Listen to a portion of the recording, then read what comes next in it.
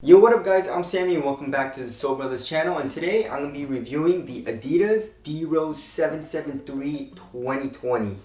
So this shoe is going for 70 bucks retail, which is super cheap, but then it's on Amazon.com for like 50 bucks, 55 bucks, somewhere around there. It depends on which size you get, which is really weird. But basically 50 bucks is super freaking cheap. So if you guys want a cop, I'll leave a link in the description box. But of course, like I said in the first impressions, this shoe looks exactly like the Pro Visions, which came out last year. And basically, it's the same shoe. You know, they're using the same exact traction pattern and cushioning. So yeah, let's get it started off with the traction. And it's incredible how Adidas just keeps reusing outsoles and midsoles. Like, why do you guys keep doing this? I don't think consumers really like it. Do you guys like it? Do you guys mind? I don't know. Maybe they're trying to save money and they're just trying to slap D-Rose's name on this and trying to make more money. But we ain't dumb. We know what this is, right? We know what you're trying to do. But anyways, so they're using a full-on herringbone tracking pattern, and you would think this would be good, right? And I was playing on an outdoor court, and every single shoe that I played in on that court, like on that surface, it's like a really rough surface, right? It's not that smooth concrete, it's that rough kind of like tennis court concrete. And it has really good grip. Like, I haven't had any issues with any shoe but this shoe, right? And it performed exactly like the Pro Visions did on a wood court, which is so weird, right? So for some reason, like this shoe, even on an outdoor court, is super squeaky. Like, it has a very high pitched squeak. But then when I'm doing like a forward stop, it has that high pitched squeak and it doesn't stop. It keeps going and it just slides, just like in the next levels to me. And just like in the Jordan 31s. And it was so bizarre. Like, I have a slow-mo, hopefully it shows it well, but like right when it comes into contact, it slides like a couple more inches and then stops. So like when I was doing like pull-up jumpers, like pull up, you know, like this, and you go boom boom, I would slide. That would be annoying. Of course, for some reason on lateral movements though, it was good. It was actually really good. It really didn't like have any issues with lateral movements. But then going forward, I would slide a lot. Of course, you're not like doing this movement like that much, I guess. You're more doing lateral movements, and then when you're running, you're going like this. So it wasn't like horrible or anything, but like I do like the pull-up jumper a lot, and that was just kind of annoying, like really annoying to me. And then as far as durability goes, it seems pretty good. You know, I have a little bit of fraying here, like where the high wear areas are, like in the heel, as well as like where the ball of your foot is. But it's very minimal. Like, the rubber is soft though. It's kind of soft, but I guess what the rubber is made out of is pretty durable. So outdoor use should be good with this shoe. Of course, I didn't really play on an indoor court, but I'm guessing it's gonna perform exactly the same as the Pro Visions, so it's probably not gonna be good. Alright, as far as the heel to toe transition goes, I don't like it. Just like in typical Adidas fashion, they just have a super flat outsole. You know, some of my friends don't really mind it. I mind it. I don't like it personally. I'm sure a lot of you guys don't mind it either. You have a nice curved shape here in the heel though, but super flat here in the forefoot. Like, just even comparing it to this shoe, you know, like here in the forefoot, like you just have this like really nice rocking motion, and just like kind of keeps you on your toes, right? Versus this, where it's more just flat-footed and you feel like more just like grounded. You know what I'm saying? That's just personal preference, of course, and that's just something that I always notice in these types of shoes. But it is super flexible in the forefoot, so that helps make it a lot smoother, and it helps not to like slap as much. But still, I would prefer a more curved shape, you know, more traditional shape, I guess, than this. But anyways, there's that. As far as the cushioning goes, like, it looks super thick, right? It looks super nice. They're using a full-length bounce cushioning setup. In the forefoot, it's pretty dead, and I cannot believe how low to the ground it is. It feels incredibly low to the ground. Court feel is insane, actually.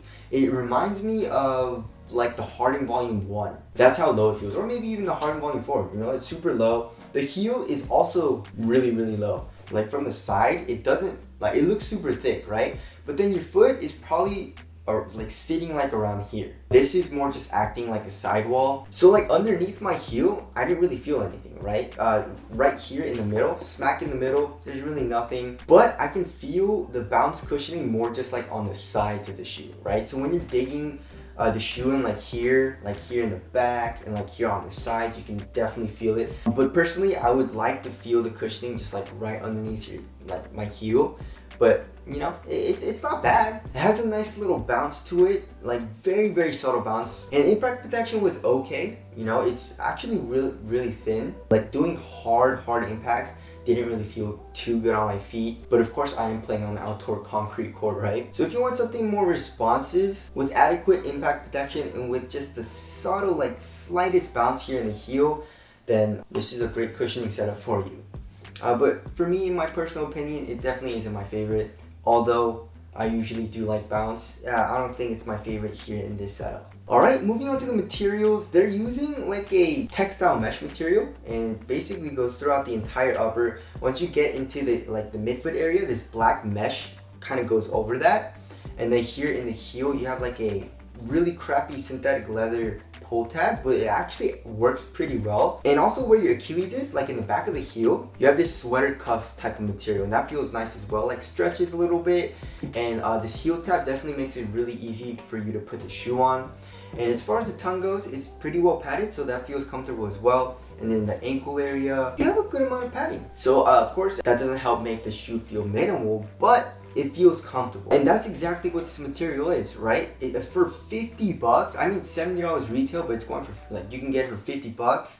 This material is super nice, right? And I would say it's 100 times better than the Provisions. The Provisions used a really crappy suede material, and it was still $30 more than this. I don't know what Adidas was thinking as far as price goes, but this material is really nice. And of course, you have some fuse here on the lateral medial side for some reason. I don't know why you would ever need fuse here on the medial side here. Why, right? You would probably need fuse here in the toe area if you do toe drags. And of course, I understand it here for, I guess, a little bit more support for lateral movements. But anyways, the overall material is super nice. It's soft, it conforms to your foot, it's cozy, it's comfortable and all that. So, I mean, the material choice in this shoe is great. The only thing is, it's slightly thick. Like, definitely around twice as thick as this material. But other than that, I don't really have any complaints. Alright, moving on to the fit. I went true to my Adidas size, and it runs like a little bit long, just a tiny bit. And I don't know if you guys can see, but like, you guys see how it like kind of dips in here and it comes back up. There is a good amount of toe space for me, and for me personally, I hate toe space. I hate that extra toe space. Lengthwise, I don't really mind as much as long as it's not too long, but something that I really don't like is toe space. And of course, that's easily fixed. You can just add an extra insole, or you can double sock, but I don't really like doing that because it's kind of annoying and it makes the shoe super hot if I double sock. If I can choose not to, I won't, but in this case I kind of had to make the shoe fit a little bit better. And as far as the width goes, it's kind of weird because like right here it was good, right? It was a pretty normal fit, but then it kind of like widened. It was wide here. So if you have a wide and thick foot, this shoe will probably fit you very well. And it fits very differently from the Provisions. Like most shoes, like all the shoes that have been coming out have been like very snug and very narrow. So I guess if you're wide footed, you should probably be super happy, right? Alright, as far as support and lockdown goes, I had no issues with lateral containment. Like when I was doing lateral movements, I could feel my pinky toe like right here, but then this fuse would actually help like keep my foot in, right? And of course, like you have this like synthetic material that goes around the perimeter of the shoe, and the cushioning comes up a lot here, I guess in the forefoot as well as in the heel. And there is an internal TPU heel counter, so lateral containment is good. And of course, this shoe is a mid-cut, but there's really no ankle support or ankle movement restriction. So if you want ankle support, this shoe is not very good. If you look at this shoe is freaking wide as hell. Like look at this, comparing it to the G4, you guys see how wide it is? I would say it's around like a centimeter or two wider here.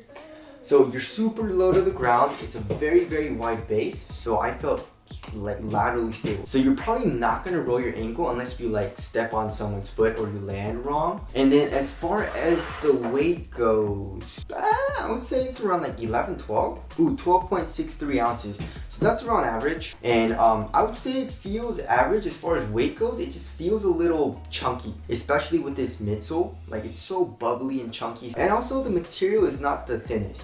So it's definitely not one of the most minimal shoes that I've ever tried, but it's okay. You know, it definitely wasn't horrible, and I could deal with it, but of course, my preference is I like to have a really thin material, and I like to have a very light and minimal shoe, which this shoe kind of isn't. But of course, you're not really gonna have any issues with support. Like, this shoe is very, very supportive, like the upper and all that. So of course, if you don't mind all of this and like the thicker type of materials and you want more support, then you should be fine. As far as ventilation goes, ventilation, it's super hot. I mean, you would think this would have pretty good ventilation because it is a textile and it probably wicks away moisture, but it's thick, and I was playing and my feet were burning.